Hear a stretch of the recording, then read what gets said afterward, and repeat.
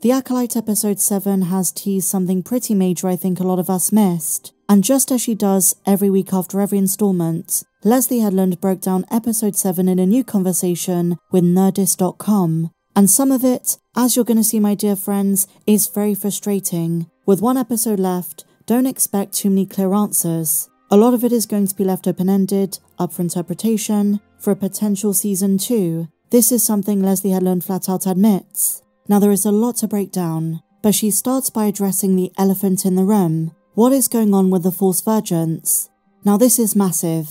She's aware that fans think it steps on the toes of Anakin, but she makes certain to note the twins are not the Vergence, something on Brendok is. And she clarifies the twins are nowhere near as powerful as the Chosen One. And connected to this is what I think is the most important part of the entire interview. Headland states it's not the girls themselves, but how they were created that is most important. The meddling of midichlorians and the mystery of what she calls the imperfect act, something we haven't seen yet. While it looks as though the Witch Coven are the ones who made them, she teases what we all suspected, an unseen, external factor in play. And at the back of our minds we're thinking Sith, but the problem is, it doesn't look as though that's going to be explored in season 1. And here's what's interesting. She was asked at the end of the interview if she knows if the story is going to potentially tie into Darth Plagueis, to which she responded, "Yes, I do, if I continue to tell this story." So even if we do get some answers in the final episode, they're not going to wrap things up, and it's going to be very brief. But from the sounds of things, there isn't enough time to wrap it up. She notes how different the witches are to the Sith. I do suspect the Sith were using Brendok, but the witches themselves, she says, are not affiliated. Even Mother Coral, she notes, doesn't know Chimera, but Headland teases she's still alive, saying, quote, "No body, no death." And one thing I can tell you, my dear friends, it doesn't look as though we're going to see Mother Coral in the final episode, because Headland says if they do get another season, that will be explored more, but she alludes to the fact her species does tell you a bit about where she ends up. Does she join the Nightsisters, the Star Wars witches that inspired the Sorcerers of Brendok? And when asked if they're related in any way, Headland said this: "The Nightsisters utilize magic exclusively. With my witches, it's a bit of a hybrid. They're definitely dabbling in the Force. They're trying to cultivate their sensitivity to it without being trained. And similar to Nightsisters, she says they're drawing upon nature, magic, and the dark side. But they are distinct from the Nightsisters." And in just a moment, my dear friends, I'm going to do a bit of a breakdown on some of those major differences according to Star Wars legends and canon. In particular, how the Nightsisters perceived other witch covens. We're going to do a bit of a comparison. But first, on the topic of how the twins were created, Leslye says she does have an answer. While a lot of things are saved for another season, that's something that is not. So, we might get some allusion to the importance of Brendok, the Vergence, and who really created the twins in the final episode next Tuesday. She says, quote, "This was very important to me. The girls themselves are not a Vergence, but the question is, how did they get here? The act of creating them was going to need amplification. Therefore we came around to the decision that the Vergence was on Brendok, and that it remains mysterious. If we ever go back there in future tellings of the story, we will uncover it a little bit more." Now, this is pretty frustrating. All of these things potentially being saved for a season 2, when this season was slated as an infiltration of the Sith. And yet, aside from Chimera, there haven't been any Sith. Only small hints, which does get pretty annoying. At a certain point, maybe in the final episode, you do have to start lifting the veil just a tad. The mysteries in this show, due to what I put down to pacing, structure and writing, haven't been nearly as compelling as I think the showrunner would have liked. And on the subject of the twins, the way Leslye Headland words it is deliberate. She says they're guinea pigs, they're patient zero for some kind of power. I wonder if they're part of the Sith's scientific experiments, manipulation of life. And so, on the subject of the Nightsisters, I'm biased towards them. I don't know about you guys, but I just think they are so much more badass. I think aesthetically they're more mysterious, much more in line with the Star Wars franchise, their reputation is known, and to me it's not even close. Strong and complex characters like Mother Talzin, Asajj Ventress, a culture steeped in tradition, history, with significant influence, their moral ambiguity often operating in grey areas which make for very interesting motivations. I love the Nightsisters. Nonetheless, a comparison would be fun. Leslye Headland says the Nightsisters were more mercenary. They inspired the Witches of Brendok, but there are some pretty major differences.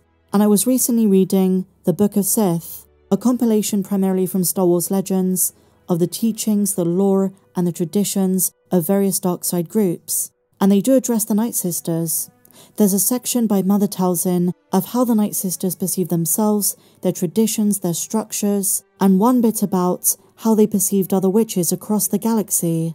According to Mother Talzin's definition, the Witches of Brendok would have been adversaries and competitors of the Nightsisters. Now I should say as a disclaimer, we know far less about the Witches of Brendok than we do the Witches of Dathomir.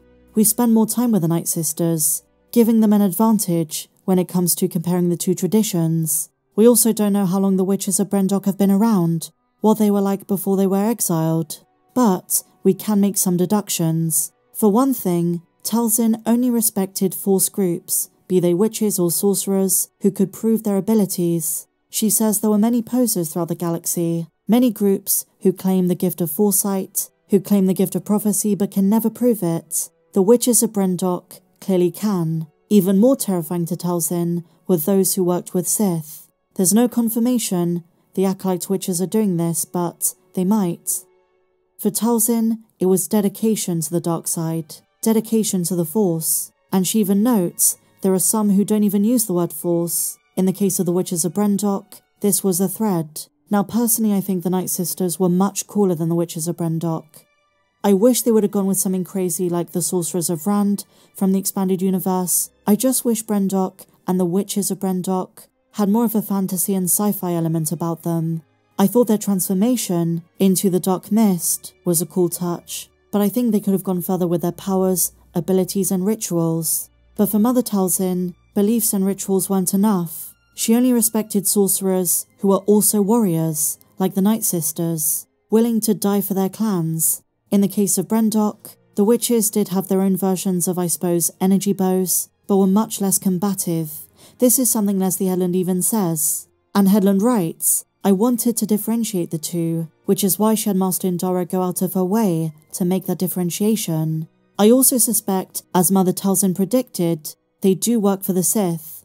Talzin spoke of dark side groups forming coalitions, Sith using sorcerers and sorcery for their own powers, and the witches reaping benefits in return. But interestingly enough, as Indara even admits, the witches were very insular, and Leslye writes they weren't involved in any politics or any movement or political skirmish. So that makes it interesting, because if it is Plagueis the Witches of Brendok are working for, in public as Higo Damask, he was very political, but that could be set aside from his own personal goals as a Sith. It's also worth noting there are similarities between the Witches of Brendok and the Grey Mothers, which we saw in the Ahsoka show, and Talzin writes about various witches who call upon ancient spirits. We don't know the full extent of how the ascension of the Witches of Brendok works, what their theology is. You know, in the case of the Nightsisters, there was the Fanged God and the Winged Goddess, but we know they draw upon the dark side, have some kind of allyship, according to this new interview with Leslye, but there is so much more I think we need to learn before we can make any kind of assumptions. There are also similarities in terms of their connection to magic and nature. Leslye talks about the importance of the eclipse. It's hard to say before the show is done, but their affinity does have parallels which make sense. Dave Filoni brought the Nightsisters originally from the expanded universe into canon, and he was also partially responsible for the writing of the Witches of Brendok in The Acolyte. It's an interesting parallel. I prefer the mystique and the traditions of the Nightsisters, their warrior background, the different divisions, the Grey Mothers, the Hunters, the Shadow Killers, the Night Brothers, which are separate, and this is another similarity with the Witches of Brendok. They were a sisterhood. What do you make of everything Leslye revealed? Let me know in the comments down below. And if you enjoyed this video, please be sure to give me a big fat thumbs up, subscribe if you're new, and may the Force be with you, always.